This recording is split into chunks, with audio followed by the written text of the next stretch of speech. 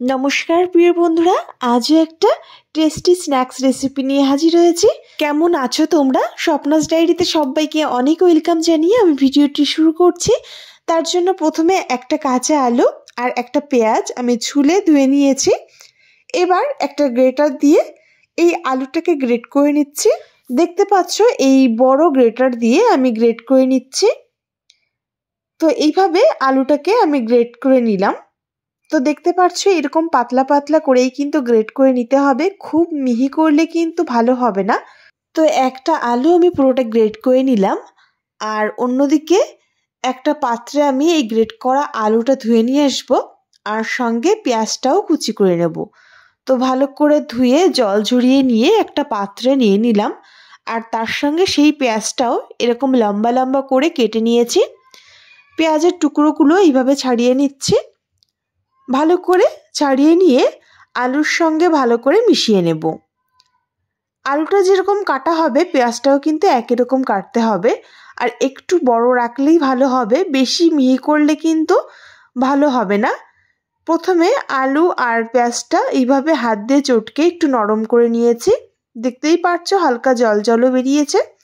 এবার এখানে দিয়ে দিচ্ছি 2-3টে কাঁচা লঙ্কা কুচি। লঙ্কাটা দিয়েও ভালো করে এইভাবে চটকে নেব, তাহলে কিন্তু কাঁচা লঙ্কার ফ্লেভারটাও আলু আর পেঁয়াজের সঙ্গে খুব ভালো করে মিশে যাবে। তো এইভাবে ভালো করে মিশিয়ে নিলাম। এবার এখানে কিছু উপকরণ অ্যাড করব। তার জন্য প্রথমেই নিয়ে নিচ্ছি কিছুটা ধনেপাতা কুচি। বেশ খানিকটা ধনেপাতা আমি কিন্তু কেটে রেখেছিলাম। পরিমাণে যত বেশি ধনেপাতা দেয়া হবে খেতে কিন্তু ততটাই ভালো লাগবে। আর এখনো কিন্তু আমি লবণ অ্যাড করিনি, তাই পরিমাণ মতো লবণ, 1/2 চামচ হলুদ গুঁড়ি, 1/2 চামচ লাল লঙ্কার গুঁড়ি, আর 1/2 চামচের একটু বেশি প্রায় 1 চামচ মতো দিলাম আদা। এখানে আদাটা আমি গ্রেট করে দিয়েছি, তোমরা চাইলে বাটাও দিতে পারো।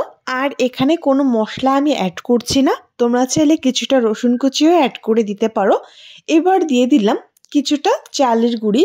চালের গুঁড়ি দিয়ে করলেই কিন্তু বেশ মুড়মুড়ে হবে। তো অল্প পরিমাণ চালের গুঁড়ি দিয়ে এইভাবে ভালো করে মিশিয়ে নিচ্ছি। খুব বেশি চালের গুঁড়ি দেব না, যতটা লাগবে মোটামুটি। তো এখানে আমি 1/2 কাপ মতো চালের গুঁড়ি দিয়েছি, আর এইভাবে মিশিয়ে নিচ্ছি। মোটামুটি যখন একটু আঠালো ভাব হয়ে যাবে বুঝতে হবে আমাদের কিন্তু পকোড়া বা বড়া তৈরির জন্য একদম তৈরি।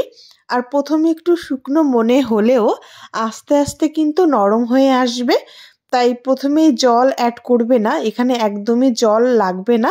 আস্তে আস্তে মেশানোর পর সুন্দর নরম হয়ে আসবে এবং আঠালো ভাব হয়ে যাবে। ঠিক এইভাবে 3 থেকে 4 মিনিট মিশিয়ে নেওয়ার পর তো দেখো ঠিক এইরকম একটু আঠালো ডো তৈরি হয়েছে। তো বড়া তৈরির জন্য একদম তৈরি। এবার আমি বড়াগুলো তৈরি করে নেব। চলো তাহলে বন্ধুরা অন্যদিকে কড়াইতে কিছুটা রিফাইন অয়েল বসিয়ে দিই। তবে এখানে কিন্তু খুবই সামান্য তেলেই বড়াটা আমি তৈরি করছি। ঝটপট নর্মাল সাদা ভাতের সঙ্গেও কিন্তু এই বড়াটা খুবই ভালো লাগে। সন্ধ্যায় চায়ের সঙ্গে বা স্ন্যাক্স আইটেম হিসেবে কিন্তু এই রেসিপিটি একদমই পারফেক্ট। তো দেখো কড়াইতে সামান্য তেল দিয়ে চারিদিকে ছড়িয়ে দিলাম। এবার এক এক করে এইরকম ছোট সাইজ করে আমি পকোড়াগুলো ভেজে নিচ্ছি বা বড়াটা তৈরি করে নিচ্ছি। তোমাদের ইচ্ছা অনুযায়ী শেপ করে কিন্তু এই বড়াগুলো তৈরি করে নিতে পারো। তবে যদি এইরকম ছোট সাইজ করে তৈরি করে নেওয়া যায় তাহলে কিন্তু ভীষণ মুচমুচে হয়। তো এইভাবে যতগুলো দেওয়া সম্ভব আমি দিয়ে দিলাম, আর তেলটাকে চারিদিকে ছড়িয়ে দেব, আর এক সাইড ভাজা হওয়ার জন্য ওয়েট করব। কড়াইটা একটু নেড়ে চেড়ে চারিদিকে তেলটা ছড়িয়ে দিলাম, আর একটা ঢাকনি দিয়ে ঢেকে 2 মিনিট জাল করে নিয়েছি, যাতে পুরোটা সিদ্ধভাবে হয়ে যায় আর দ্রুত ভাজা হয়ে যায়। এক সাইড ভাজা হলে অন্য সাইডটা উল্টে দিচ্ছি। তো দেখো এইভাবে 2 সাইডটা বেশ লালচে রং ধরে ভেজে নেব। আঁচটাকে মিডিয়ামে রেখে এইভাবে নেড়ে চেড়ে বেশ লালচে রং ধরে ভেজে নিলাম। বন্ধুরা তোমরা কে কোথা থেকে আমার ভিডিও দেখছো অবশ্যই কমেন্ট করে জানিও, আমি তোমাদের ধন্যবাদ জানাতে পারবো।